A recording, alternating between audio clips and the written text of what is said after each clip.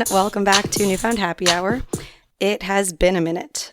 I took a little bit of a summer break, and I was supposed to start recording again earlier than this, but you can't podcast when you don't have a voice. So I went to a couple nights of George Street Fest. I went to Mariana's Trench and the Arkells, and then Brett Kissel. And it was a given that I was going to be scream singing to the Arkells. I love them, listen to them regularly. Brett Kissel, I realized that I knew more of his songs than I thought. But Mariana's Trench, I don't know about the rest of you. I don't know when every lyric to all their songs got ingrained in my memory.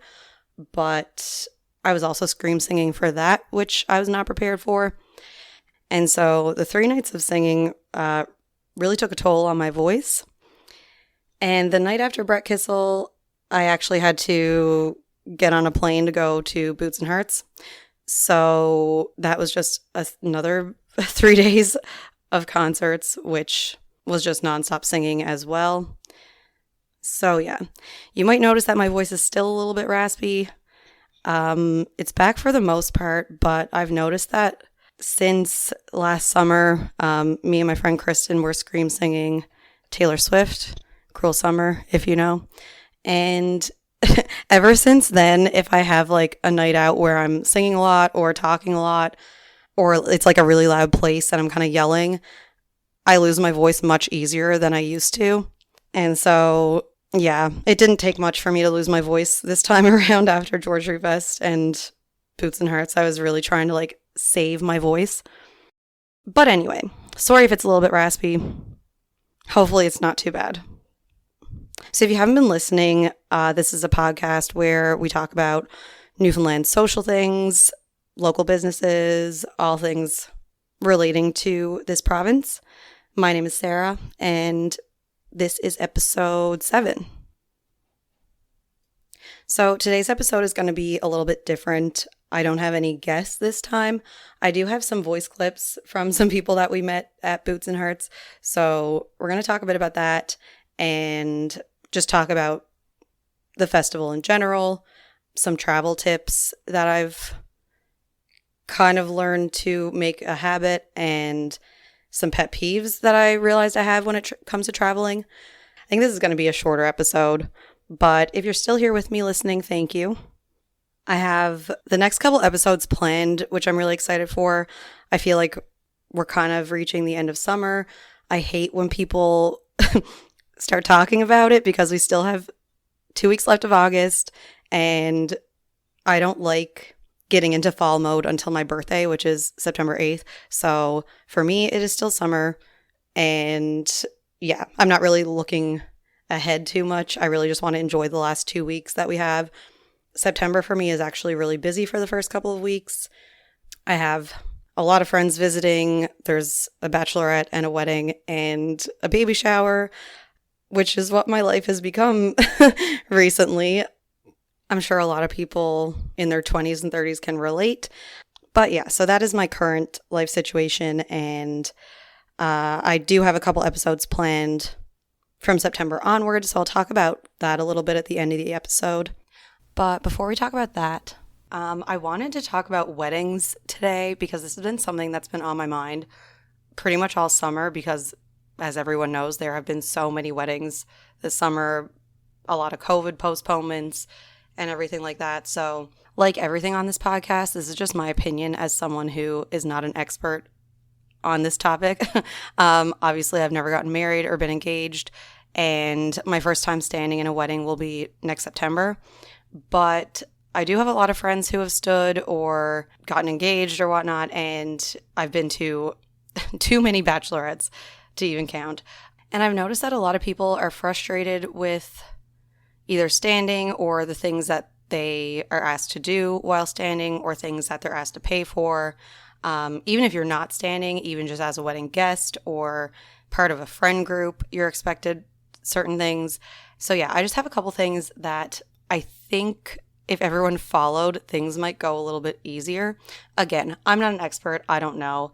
If you don't want to hear this, you can skip ahead to like 10 minutes and that's where we'll be talking about Boots and Hearts.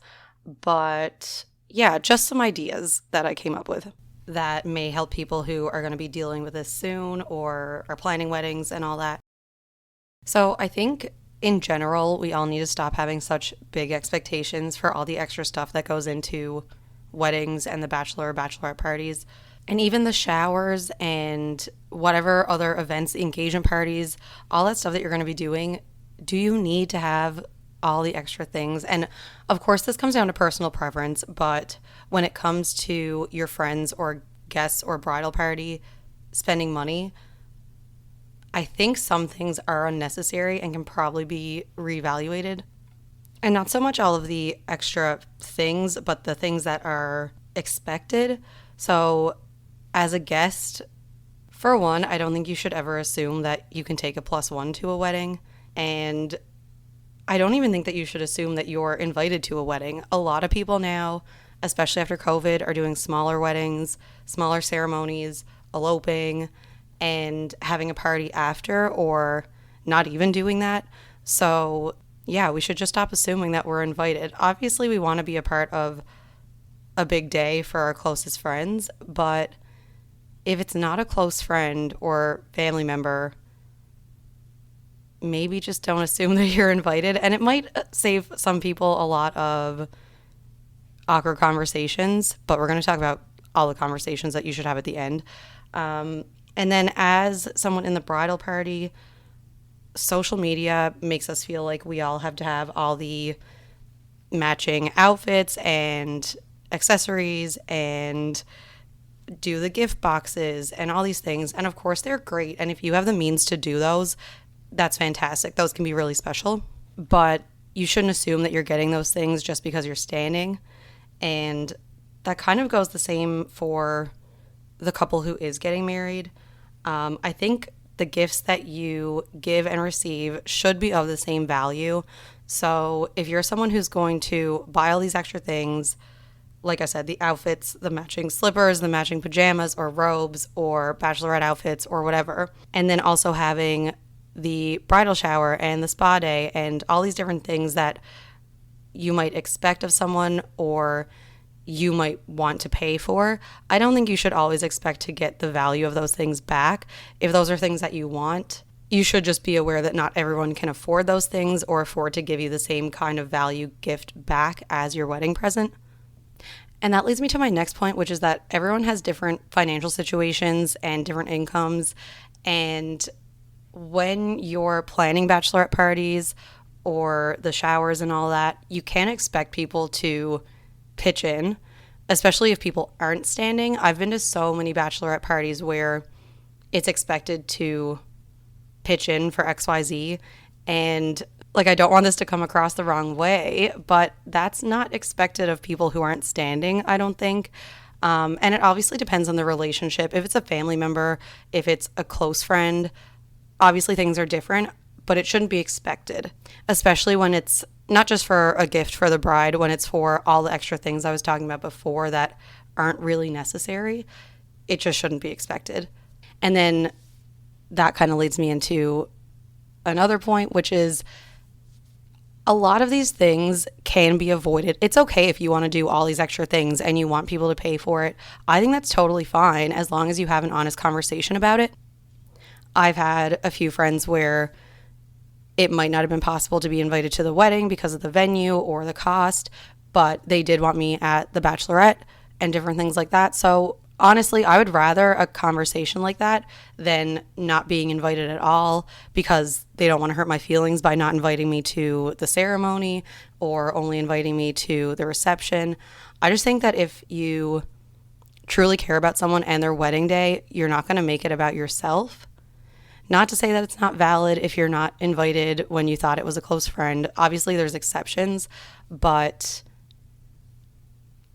I've heard a lot of people being frustrated that they're not invited to certain parts, and you just need to think about the overall picture for their day. It's not about you, and weddings are expensive, and if people want to make it simpler and make it just about the couple, they should be able to do that. And with honest conversations, that obviously comes with a bridal party too. So, for example, the wedding I'm standing in, when we were asked, it was very straightforward what we were going to have to buy, what was expected of us, what's expected of us on the wedding day. And thankfully, in this situation, it's more about the couple and about having time all together during that day. And it's not a super early wake up call. It's going to be a pretty chill day where we can actually enjoy ourselves and not be up at 5 o'clock in the morning. No shade to people who do that. I understand that certain situations you have to. But yeah, I think as long as you set the expectations and they're agreed to, that can just save a lot, because if you're expected to travel a bunch or to spend a lot of money, you have the chance then to say, really sorry, but I don't think I can do that. And I think that should just be respected by both parties. So yeah.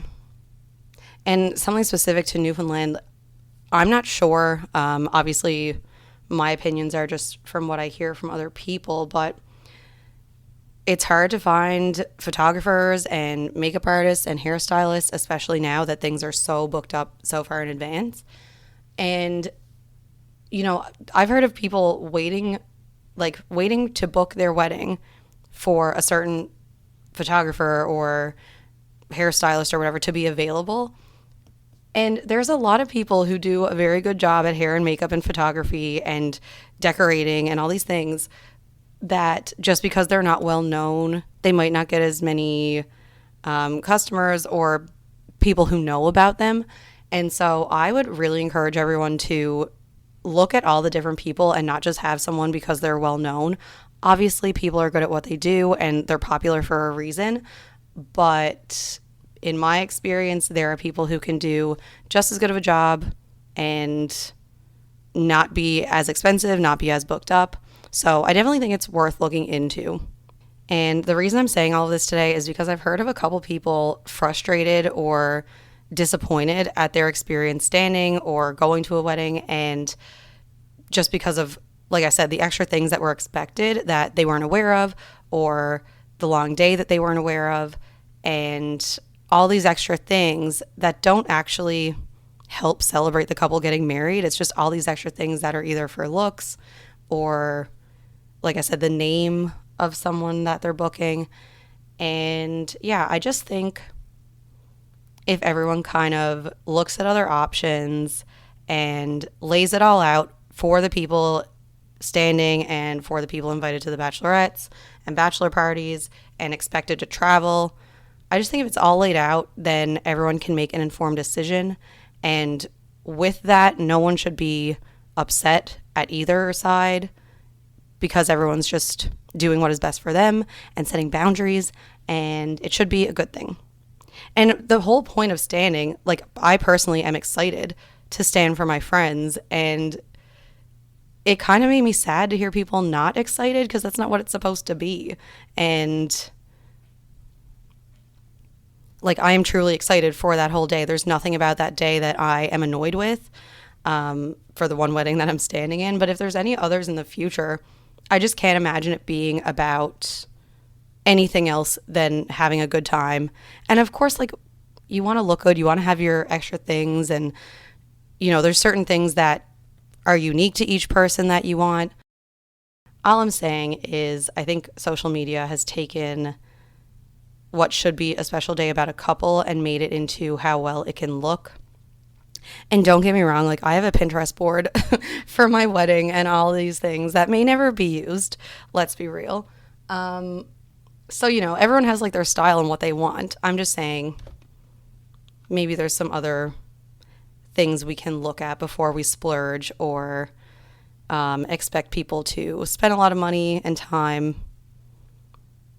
So yeah, that's my rant for today.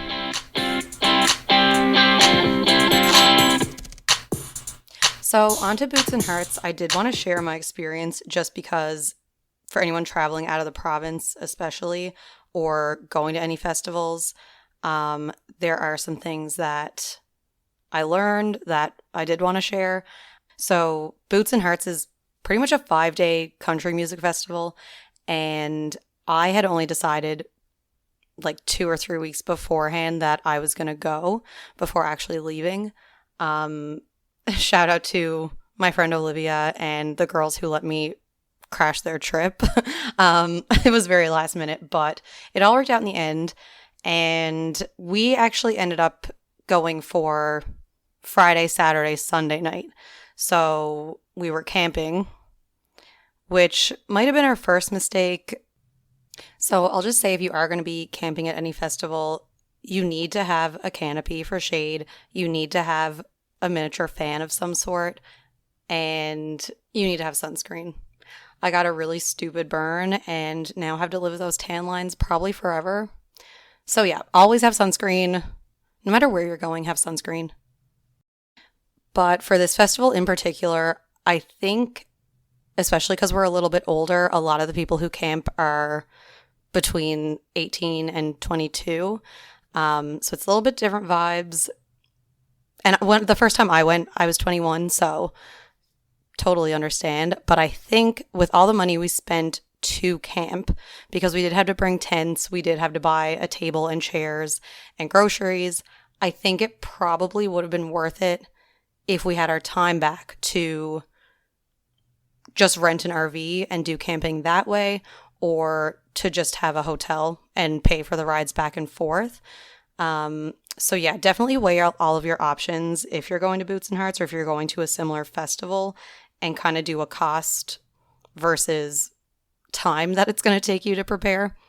But we did have a really good time camping. You see all the people in the tent, like in the tenting camping area, playing like flip cup and beer pong, and some people have pools set up and slip and slides, and it's a great time. But one bad thing about camping is you do have to walk to and from the actual festival grounds where they have the 2 stages and the food and everything and the bars. And so that was one thing. We went to the concert Thursday night, went to the after party. They do an after party each night where a DJ just plays music, and it's a great time. And Saturday we did the same thing. We actually went to a beach close by, which probably, again, would have been easier to do if we were staying at a hotel or somewhere closer to the town instead of the campgrounds. And then Sunday night, this is the biggest thing that was bad about camping. So Friday night was Dustin Lynch and supposed to be Sam Hunt, but he bailed last minute. Pretty sure he didn't get vaccinated. Not sure what the story was there, but he canceled a week before because of government regulations. So I can only assume that it was because of COVID or vaccinations or something. So that sucks. That's not a good look, in my opinion. And then so Saturday was Russell Dickerson, Megan Patrick, Stephen Lee Olsen, and Florida Georgia Line, who were amazing. And I didn't realize, for anyone who also listens to country, that Florida Georgia Line is likely separating or not going to be performing together as much, because Tyler Hubbard, who is half of Florida Georgia Line, actually has his own solo album and will be touring solo. So it might have been one of the last times that they regularly tour together. And they put on an amazing show if you ever get the chance to see them. So we did that Saturday night. We didn't quite make it to the after party because you just start so early in the daytime. And so then the last night, which was the biggest night, was Robin Ottolini. If you know anything about me, you know I'm obsessed. I actually met her when she was here for Georgia Fest, and she's actually my age and from Ontario and is completely blowing up in the Canadian country. Not even Canadian country, just country music. So she played, and then Lindsay L played, and they had opened up for Shania Twain.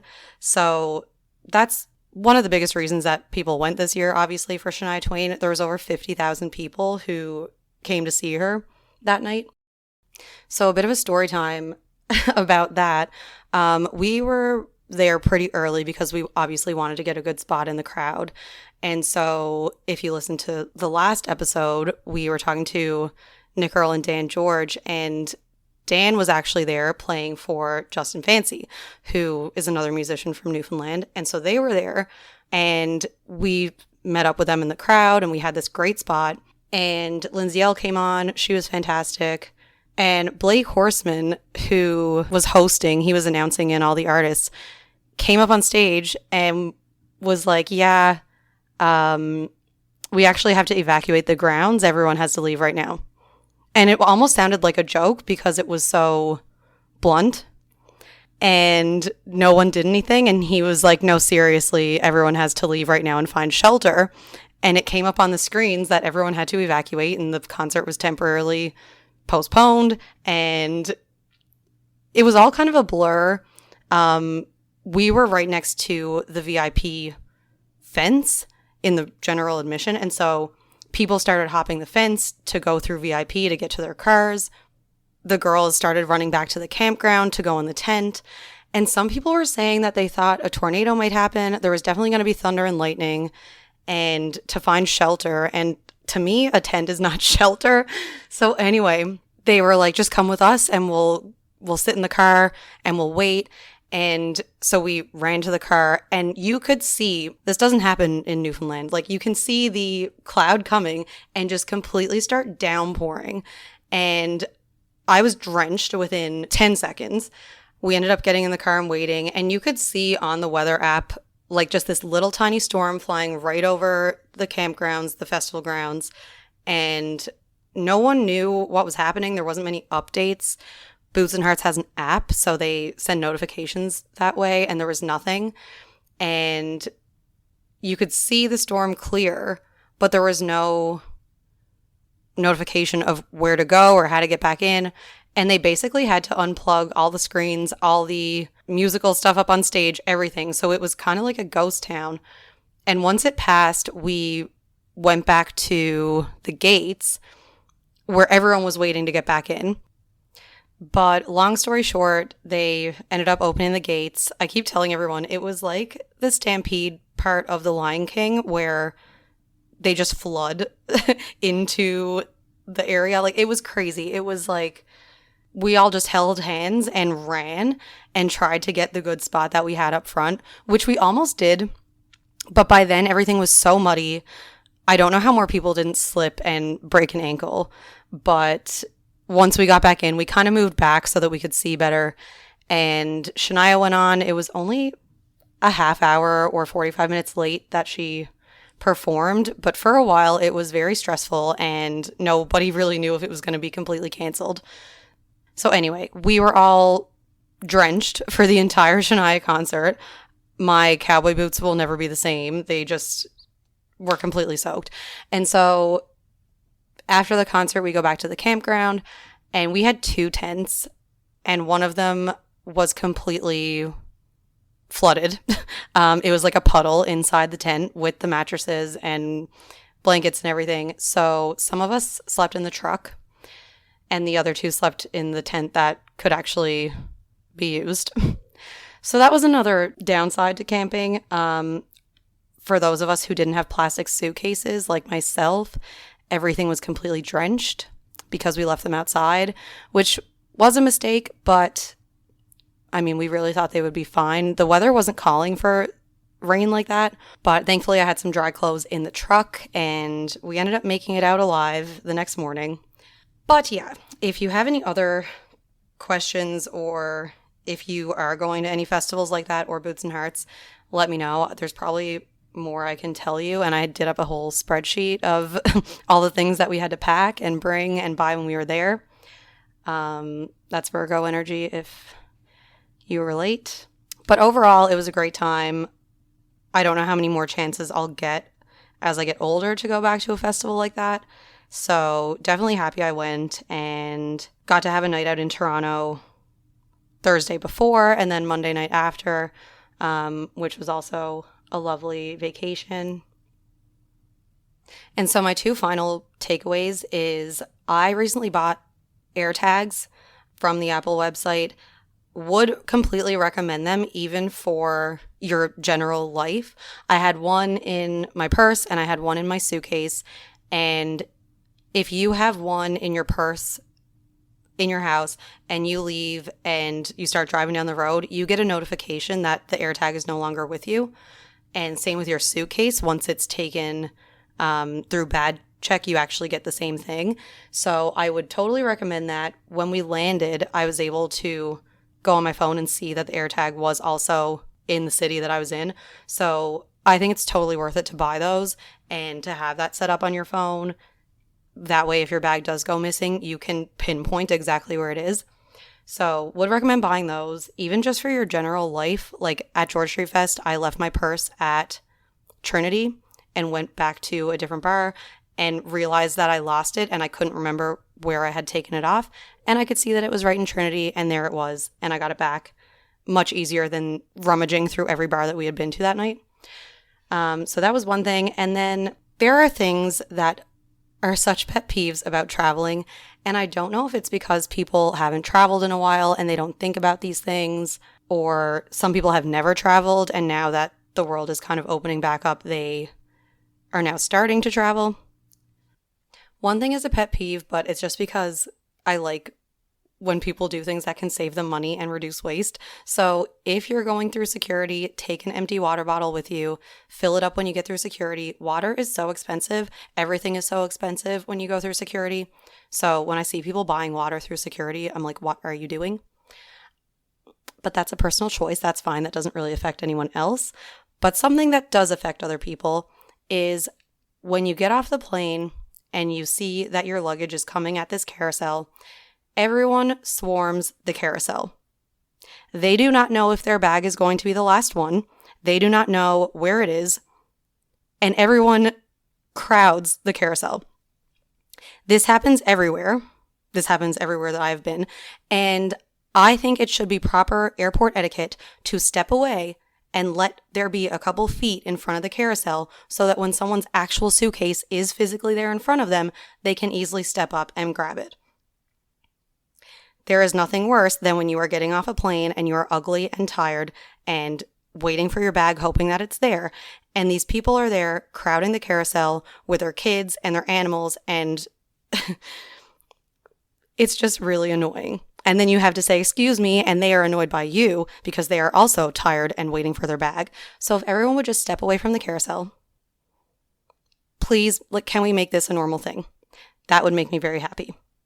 It takes longer then because you're waiting and you're pushing through people and you're watching your bag go all around and you can't get through. So that's my pet peeve that I hope can affect change.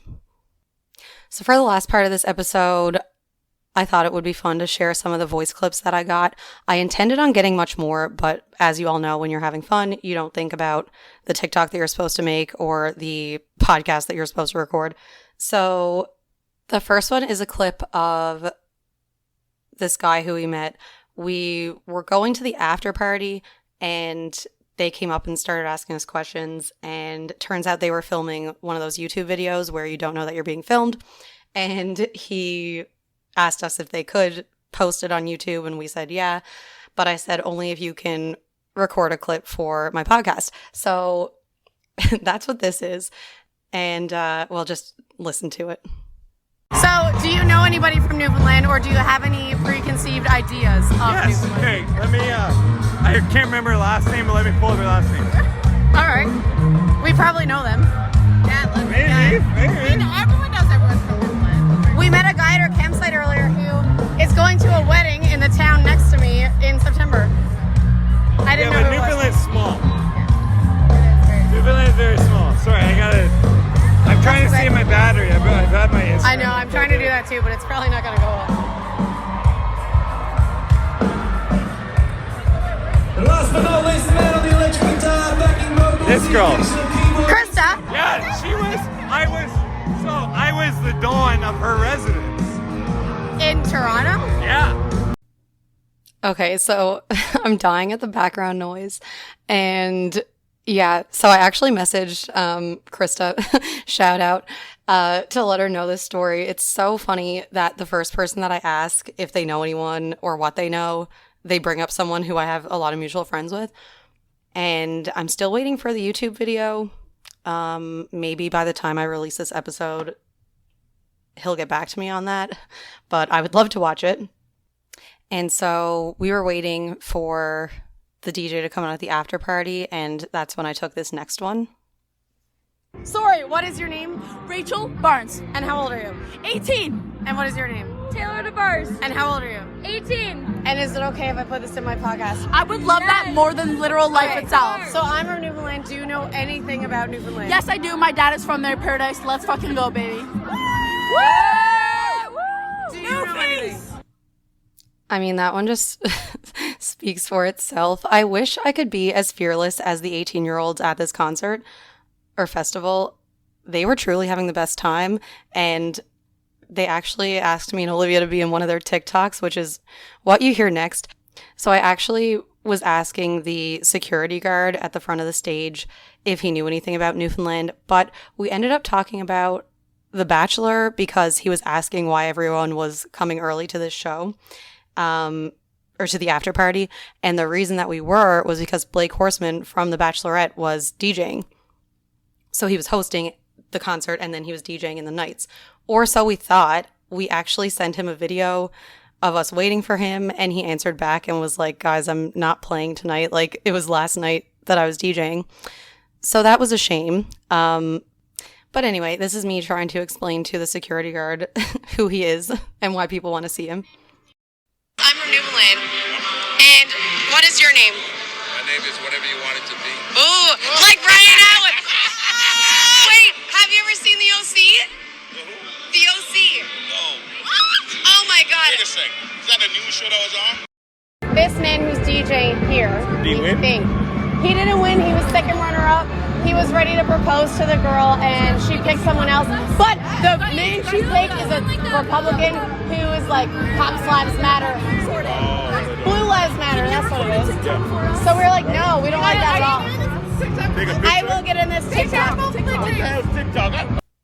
So I was so graciously offered to be in a TikTok by those 18-year-old girls, and I'm almost 28, so I was really flattered by that, and I could not pass up that opportunity. So anyway, hopefully you all like that Bachelor lesson as well. Shout out to Blake Horseman. Still didn't see you there, but I'm sure the sets you did do were great. Oh my. So anyway, those are just so funny to listen to. I think it's so funny that the first two people we ask if they know anything about Newfoundland, they have direct connections. And I'm sure if we had have remembered to ask more people, it probably would have been the same thing. But anyway, if you have takeaways from this, it is, and I guess this is advice for today's episode. If you're going to travel, make sure you can track your things. Make sure you are prepared. Make sure you make a list of all the things that you need to bring with you. And if you're going to any festivals or concerts or things that you know of other people who have done that before, check in with them. They probably have some good tips. And yeah, so this is a bit of a different episode. Hopefully it was enlightening or at least slightly funny to listen to. I'm really excited for the next episode, which is going to come out on September 2nd. I wanted to talk about astrology and spirituality. And before you turn this off, give it a second because I think it can actually relate to anyone. And I think if you actually listen to the episode, you will see where people are coming from when they talk about astrology and how it can relate to spirituality. And like I said, I've been wanting to talk about it on this podcast since I started it. It was one of my first episode ideas. And the reason I'm doing it now is because, like I said, my birthday is in September and we are entering Virgo season in just a couple days. And I fully believe that when you are in your zodiac sign, when you're in that time of the year, you just feel so centered. I don't even know how to describe it.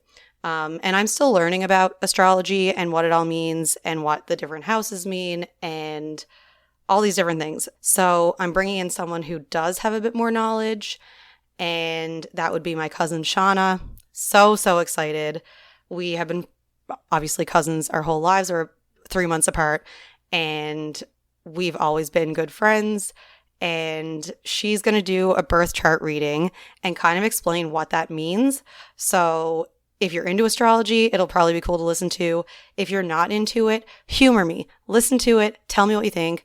And also, if you're one of those guys who likes to make fun of women or anyone who believes in astrology or talks about it, this is a chance for you to listen and get some idea of it. At least then you can pretend to know what we're talking about. Or maybe you'll be like, oh, it's actually not that crazy. That's going to be on September 2nd. I think it's a good time to do it. It'll be right before my birthday. And yeah, we'll all learn a little bit about it. And like I said, we're going to kind of relate it to spirituality or even religion, which I think is so divisive, especially with different generations.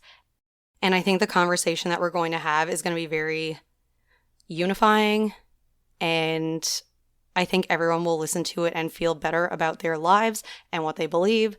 And yeah. So sorry for that rant. I have been, like I said, excited to do this next episode for a while, and I can't wait to record it and put it out there. So thanks for listening to this episode. I did not think I could do a regular length episode on my own. I'm still very thankful for everyone listening, and it's been really fun, and I'm happy to be back on track and do bi-weekly episodes again, as long as I keep my voice. So as long as I do, the next episode will be September 2nd, and you can find me at Newfound Happy Hour on Instagram and Facebook, and anywhere you get your podcasts. See you next time.